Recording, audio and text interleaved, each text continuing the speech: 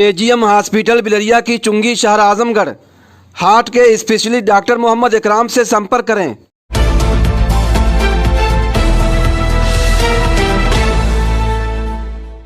जय हिंद, आदाब। मैं हूं शमीम जराजपुरी और आप देख रहे हैं खबरों नज़र चैनल। सबसे तेज़ और ताज़ा समाचार देखने के लिए बने रहिए हमारे साथ। अब खबर विस्तार से। आइए आपको लेकर चलते हैं लखनऊ, जहां पर दिल्ली के मुख्यमंत्री अरविंद केजरीवाल और पंजाब के मुख्यमंत्री भगवंत मान लखनऊ पहुंचे हुए हैं, जहां पर समाजवादी पार्टी के राष्ट्रीय अध्यक्ष और यूपी के पूर्व मुख्यमंत्री अखिलेश यादव ने गुलदस्ता देकर पुरजोश इस्तकबाल किया और समाजवादी पार्टी के राष्ट्रीय अध्यक्ष अखिलेश यादव के साथ अरविंद केजरीवाल और भगवंत मान के साथ मुश्तरका प्रेस कॉन्फ्रेंस हो रही है। आइए हम आपको दिखाते हैं और सुनाते हैं। अखिलेश यादव जी का तहे दिल से शुक्रिया अदा करना चाहता हूं, उनका, उनके साथियों का, जो उन्होंने आज इतनी गर्मजोशी के साथ हमारा स्वागत किया, हम लोगों को मिलने का समय दिया। अभी उनके साथ काफी लंबी बातचीत हुई। बातचीत का विषय आप लोग जानते ही हैं कि दिल्ली के लोगों ने बहुत लंबा संघर्ष करके, दिल्ली के लोग वोट डालते हैं, वोट डाल के एक सरकार चुनते हैं और उम्मीद करते हैं कि वो सरकार उनके सपनों को, उनकी जरूरतों को पूरा करेगी। और यही हमारा संविधान कहता है, यही भारतीय जनतंत्र है। लेकिन 2015 में जब हमारी सरकार बनी थी दिल्ली में, तो फरवरी में हमारी सरकार बनी और मई के महीने में मात्र 3 महीने बाद मोदी सरकार ने एक नोटिफिकेशन जारी करके हमारी सारी शक्तियां छीन ली। ब्यूरोक्रेट्स के ऊपर जो कंट्रोल होता है एक चुनी हुई सरकार का, अफसरशाही के ऊपर, ऑफिसर्स की ट्रांसफर पोस्टिंग, कोई ऑफिसर काम ना करे तो उसकी डिसिप्लिनरी प्रोसीडिंग्स, गलत काम करे, भ्रष्टाचार करे, उसके खिलाफ एक्शन, नई पोस्ट क्रिएट करना, रेगुलराइजेशन करना, ये सारी जितनी भी शक्तियां थी वो सारी शक्तियां उन्होंने एक नोटिफिकेशन जारी करके छीन ली दिल्ली सरकार से, आम आदमी पार्टी की सरकार से। उसके बावजूद हमने काफी काम किया और इतना काम किया कि अगली बार फिर हम भारी बहुमत से जीते। 70 में से 62 सीट आई हम लोगों की। लेकिन 8 साल की कोर्ट कचहरी की लड़ाई के बाद 11 मई को सुप्रीम कोर्ट की संविधान पीठ ने, कॉन्स्टिट्यूशन बेंच ने 5-0 से फैसला दिया कि सारी शक्तियां चुनी हुई सरकार के पास होनी चाहिए। अगर चुनी हुई सरकार के पास अफसरशाही पे कंट्रोल करने की शक्तियां नहीं होंगी तो वो सरकार काम नहीं कर सकती, चुनी हुई सरकार काम नहीं कर सकती, और ये संविधान के खिलाफ है। बहुत क्लियर ऑर्डर था, स्ट्रांग ऑर्डर था। हमें अपना अधिकार, दिल्ली के लोगों को अपना अधिकार पाने में 8 साल लग गए, लेकिन मोदी जी को 8 दिन लगे। 11 मई को सुप्रीम कोर्ट का ऑर्डर आया और 19 मई को प्रधानमंत्री जी ने अध्यादेश पारित करके सुप्रीम कोर्ट के ऑर्डर को कैंसिल कर दिया, पलट दिया। 19 मई को क्यों किया? 19 मई की शाम को 5 बजे सुप्रीम कोर्ट बंद हो गया, वेकेशन हो गई सुप्रीम कोर्ट की। 5 बजे वेकेशन हुई, रात को 10 बजे रात के अंधेरे में मोदी सरकार ने अध्यादेश जारी करके सुप्रीम कोर्ट का ऑर्डर कैंसिल कर दिया। यही दिखाता है कि उनके दिल में काला था। अगर वो 2 दिन पहले सुप्रीम कोर्ट का वो अध्यादेश जारी करते, हम सुप्रीम कोर्ट से जाके स्टे ले आते। लेकिन अब सुप्रीम कोर्ट बंद है, तो अभी हमें महीना भर रुकना पड़ेगा। जब सुप्रीम कोर्ट खुलेगा हम सुप्रीम कोर्ट भी जाएंगे। लेकिन ये अध्यादेश जब संसद के अंदर आएगा, तो संसद में, लोकसभा में तो बीजेपी की मेजॉरिटी है, लेकिन राज्यसभा के अंदर बीजेपी के मेजॉरिटी नहीं है। 238 में से 93 केवल बीजेपी के हैं। तो अगर सारी नॉन बीजेपी पार्टियां मिल जाएं तो इस अध्यादेश को हराया जा सकता है, इसे गिराया जा सकता है। और अगर ये अध्यादेश गिर गया तो आप ये मान के चलिए कि 2024 का सेमीफाइनल हो जाएगा। राज्यसभा के अंदर अगर इनका अध्यादेश बिल नहीं बन पाता और हार जाता है, पूरे देश में बहुत स्ट्रांग मैसेज जाएगा कि मोदी सरकार दोबारा नहीं आ रही है। मेरी अभी इसमें काफी विस्तार से चर्चा हुई माननीय अखिलेश जी से, और मैं तहे दिल से उनका शुक्रिया अदा करता हूं। दिल्ली के लोगों की तरफ से, दिल्ली के 2 करोड़ लोगों की तरफ से अखिलेश जी का और उनकी समाजवादी पार्टी का मैं शुक्रिया अदा करता हूं कि उन्होंने हमें पूरा आश्वासन दिया है कि राज्यसभा के अंदर जब आएगा तो पूरे समर्थन करेंगे दिल्ली वालों का और इसका विरोध करेंगे। मैं अब अखिलेश जी से रिक्वेस्ट करूंगा कि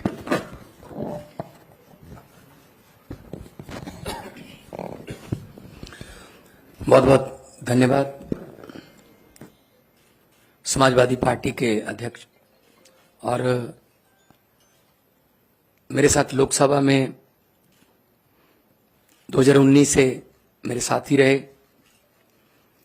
अखिलेश यादव जी, उनकी पार्टी के विधायकगण, आम आदमी पार्टी के नेशनल कन्वीनर और दिल्ली के मुख्यमंत्री अरविंद केजरीवाल जी, राज्यसभा में आम आदमी पार्टी के सांसद भाई संजय सिंह जी और एजुकेशन मिनिस्टर दिल्ली के आतिशी जी और आप सब पत्रकार और मीडिया के जितने भी प्रतिनिधि हैं।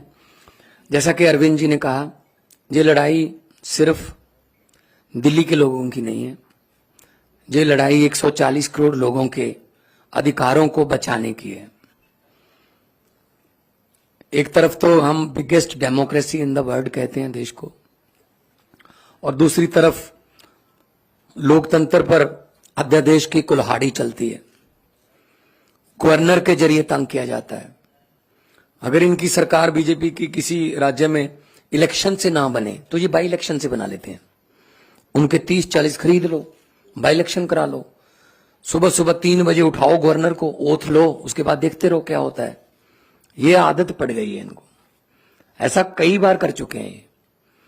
और गवर्नर्स को ऑर्डर है, अगर 2-3 दिन उन्होंने चुनी हुई सरकार को तंग नहीं किया तो फिर फोन आता है कि आपको किसके लिए भेजा है वहां पे, आप तंग क्यों नहीं कर रहे इलेक्टेड गवर्नमेंट को। तो इलेक्टेड और सिलेक्टेड में फर्क जो है वो देश को करना है। दिल्ली के लोग भी उसी तरह से वोट डालते हैं जैसे यूपी के डालते हैं, पंजाब के डालते हैं। दिल्ली के लोगों, दिल्ली के मंत्री भी वही संविधान की ओथ लेते हैं, दिल्ली के मंत्री, दिल्ली के मुख्यमंत्री वही संविधान को फॉलो करते हैं। पंजाब में भी वही होता है।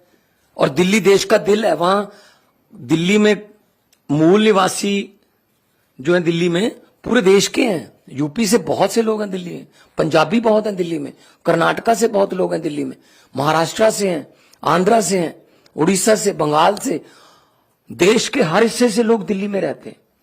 तो इसका मतलब इन्होंने पूरे देश पर कुल्हाड़ी चलाई है। चलो ये तो एलजी कर रखा है कि फुल स्टेट नहीं है, एलजी वहां पे सरकार रहेगी। फुल स्टेट को कौन सा काम करने देते हैं। मैं अपनी एग्जांपल देता हूं, पंजाब में 117 में से 92 हमारे विधायक हैं, और हमने इस बार बजट सेशन बुलाने के लिए राज्यपाल को पत्र लिखा। उन्होंने कहा जी मैं बजट सेशन बुलाने के लिए आपको इजाजत नहीं दूंगा, पहले आप मेरा ये काम करिए, ये काम करिए। तो हम सुप्रीम कोर्ट गए, सुप्रीम कोर्ट ने कहा कि आपको बजट सेशन बुलाने के लिए इजाजत देनी पड़ेगी। उसके बाद कहा राज्यपाल ने कि जो भाषण मुझे लिख के दिया है, जो विधानसभा में पढ़ना होता है, कहता उसमें मैं माई गवर्नमेंट नहीं कहूंगा। तो जी हम फिर सुप्रीम कोर्ट गए जी, तो सुप्रीम कोर्ट ने कहा you have to read it word by word. मतलब अगर राज्यपाल ये कह रहा है किसी स्टेट का कि ये मेरी गवर्नमेंट नहीं है, तो किसकी गवर्नमेंट है फिर पंजाब में। ये राज्य भवन जो है ये बीजेपी के हेडक्वार्टर बन चुके, और जो राज्यपाल हैं नॉन बीजेपी स्टेट्स के वो स्टार कैंपेनर बन गए हैं बीजेपी के। तो ऐसा पहले अखिलेश जी, उनकी सरकारें भी झेल चुकी हैं। ऐसा किसी भी प्रदेश के लिए अध्यादेश आ सकता है कि जी बस आप खत्म हम शुरू। तो ये लोकतंत्र कहां गया। अभी अमेरिका के जो व्हाइट हाउस के एक बुला रहे थे, वो कह रहे थे भारत में लोकतंत्र जीवित है। वो व्हाइट हाउस से कह रहे थे, यहां बुलाने की जरूरत है उनको। जिस दिन ट्रंप जी आए थे, उनकी पत्नी ने कहा मैंने दिल्ली के स्कूल देखने हैं, सरकारी स्कूल। तब स्कूल कौन से दिखाए गए, केजरीवाल वाले, एमसीडी वाले नहीं दिखाए गए, क्योंकि उनको पता था क्या हाल चाल। तो ऐसे मतलब आप सबको साथ लेके चलिए, सबका साथ सबका विकास। जो जहां चुना गया है उसकी साथ दो। सेंट्रल सरकार के पास शक्तियां हैं, वो राज्यों के अधिकार क्यों छीन रहे हैं? हमारा आरडीएफ का पैसा नहीं दिया अभी तक, हमारा जीएसटी रोक रखा है अभी तक, हमारा नेशनल हेल्थ मिशन का पैसा रोक लेते हैं, हम ये पैसे नहीं देंगे, ये नहीं देंगे, ये नहीं देंगे। ये सरकारें चलती हैं ऐसे क्या?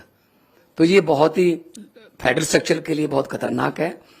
और समाजवादी पार्टी आंदोलन से, जेपी आंदोलन से निकले हुए नेता इसमें हैं, और उन्होंने तो बहुत संकट देखे हैं देश पर। तो आज जिस गर्मजोशी से और जिस जो शिद्दत से हमें सम्मान दिया अखिलेश जी ने, हमें इज्जत दी, उसके लिए आप बहुत आभारी हैं। और हमें उम्मीद है कि लोकतंत्र की जो लड़ाई लड़ने के लिए हम इनका साथ लेने के लिए आए हैं, उस लड़ाई में हमारा साथ देंगे। और इस लड़ाई से कोई भगवंत मान, कोई केजरीवाल या कोई अखिलेश जीतेगा नहीं। इस लड़ाई में जीतेगा तो देश की 140 करोड़ जनता जीतेगी। जी अखिलेश भाई।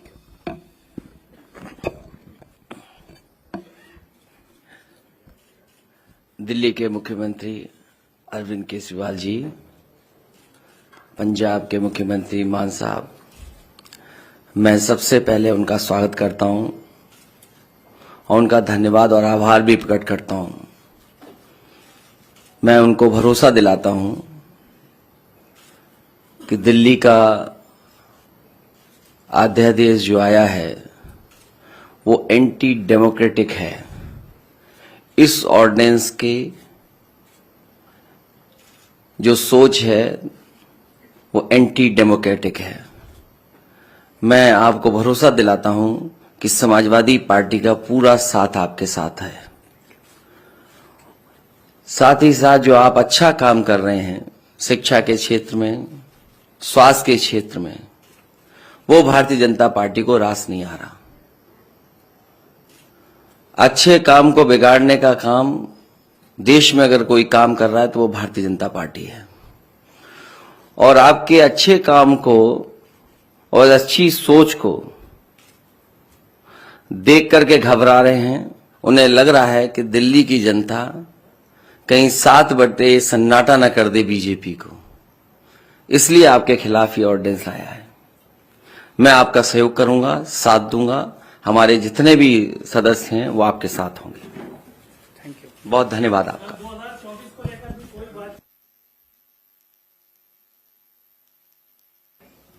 आज उसके बारे में कोई बातचीत नहीं हुई। आज हमारी इस अध्यादेश के बारे में बातचीत हुई। बाकी हम सब लोग साथ हैं। देश को बचाने के लिए हम सब लोगों को मिलकर जो भी करना पड़ेगा हम सब करेंगे।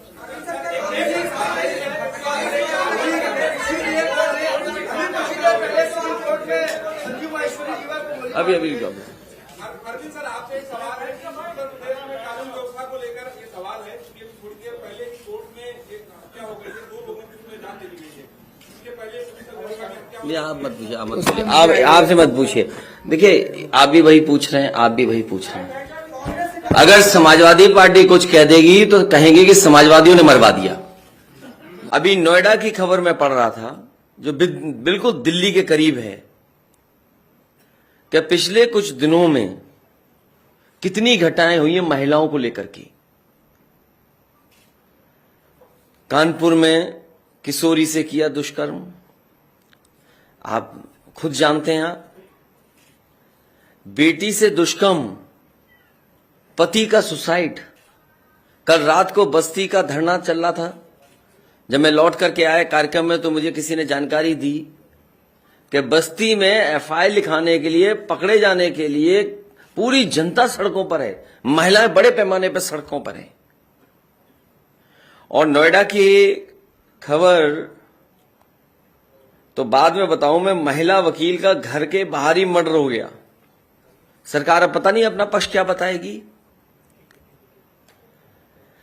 इसी तरह नोएडा की मैं खबर ढूंढ रहा हूं, 5 महीनों में रेप के 88 केस, हर दूसरे दिन हुई वारदात।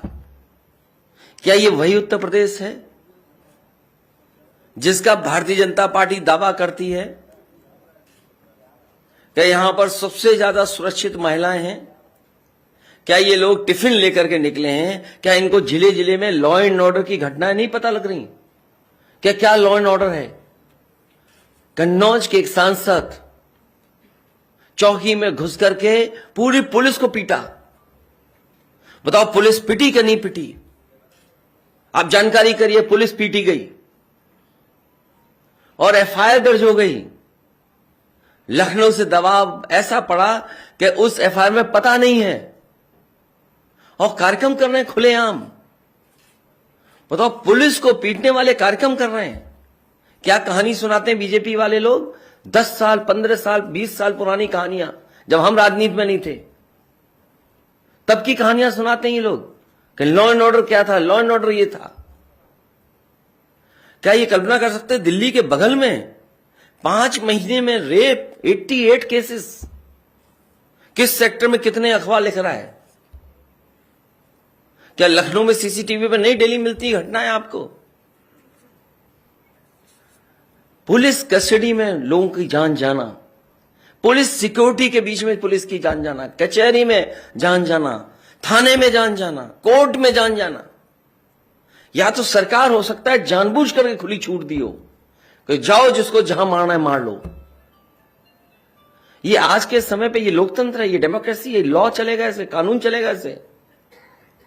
सवाल ये नहीं है कि कौन मर रहा है, सवाल ये है कि किस स्थान पे मारा जा रहा है। जो सबसे ज्यादा सिक्योरिटी एरिया है वहां मारा जा रहा है। पूरे उत्तर प्रदेश के इतिहास में एफआईआर और जहर खाने के लिए मुख्यमंत्री आवास पे इतने लोग कभी नहीं आए जितने इस भारतीय जनता पार्टी की सरकार में आए।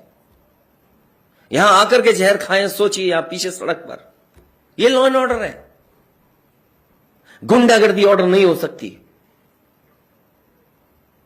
आपका बहुत धन्यवाद। अभी तक पुलिस अभिरक्षा में घटना हुई, लेकिन अब कोर्ट में जिस तरह सरेआम गोली मारी गई है, तो इससे क्या एक अरे आप अपनी सोचिए, आपके बीच से कोई निकल करके गोली मार दिया, क्या पता आप में से कोई बैठा हो जो गोली यहां चला दे।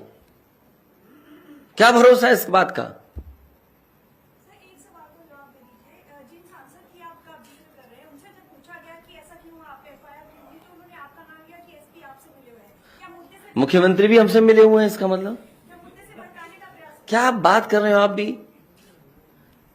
इस सांसद ने और बीजेपी के एक विधायक ने, हालांकि महिला विधायक है, उसने एक मुस्लिम को 10,000 या 20,000 रुपए दिए और बीजेपी के कार्यकर्ता जाकर के मंदिर में मांस रखाए, दंगा हुआ, 17 लोग जेल गए।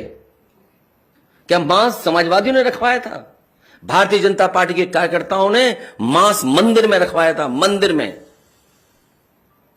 है इसका जवाब इनके पास। और जो लोग जेल गए उनसे मिलने खुद सांसद गया। अगर सांसद को पुलिस नहीं पकड़ पा रही है तो हम समाजवादियों को बता दे, 2 दिन में पकड़ के दे देंगे।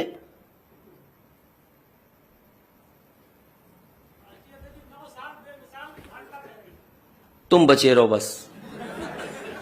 खबर और विज्ञापन के लिए संपर्क करें। आजमगढ़ की ताज़ा और तमाम खबरों को सबसे पहले देखने के लिए हमारे चैनल को सब्सक्राइब करें।